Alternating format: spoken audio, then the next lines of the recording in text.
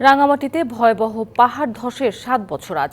২০১৭ সালের এই দিনে পাহাড় ধসে প্রাণ যায় ১২০ জনের। রাঙামাটি চট্টগ্রাম মহাসড়কের ১০০ মিটার ধসে গিয়ে ৯ দিন সারা দেশের সঙ্গে বিচ্ছিন্ন থাকে রাঙামাটির সড়ক যোগাযোগ। তারপরও পাহাড়ের পাদদেশে থেমে নেই ঝুঁকিপূর্ণ বসতি স্থাপন, তৈরি হয়নি সচেতনতাও। প্রাণহানি ঠেকাতে কঠোর হওয়ার চিন্তা করছে প্রশাসন।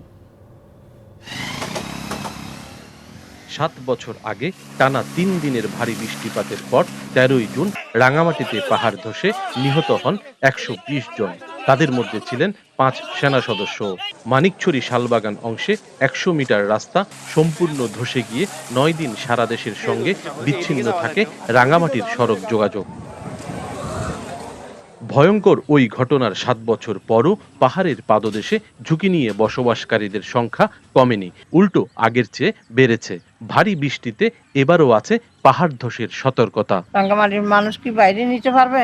রাঙ্গামাটির গুলো রাঙ্গামাটি দেখতে হবে, তাই যেখানে দেবে পাহাড়েতে দিতে হবে, কি পাহাড়ের বাইরে দিতে পারবে?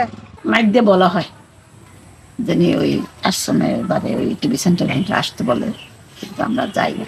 আমাদের সবকিছু এখানে, এখন আমরা এগুলো ফালাই মানে যাইতেও পারি না কোথাও। পানি যাওয়ার জন্য যদি একটা সরকার ব্যবস্থা করে দিত এরকম, তাহলে মাটির উপরে প্রেশারটা কম পড়তো, তখন মানে দুর্যোগটা আর হইতো না।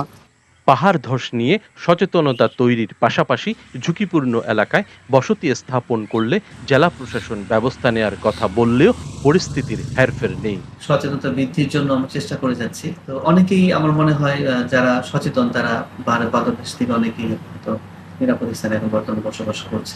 অভিযোগ পাই যে নতুন করে বসবাস করছে, তাহলে আমরা তাদের ব্যবস্থা নিব।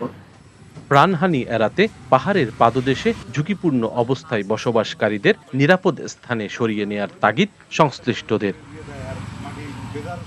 সৈকত রঞ্জন চৌধুরী, ডিবিসি নিউজ, রাঙামাটি।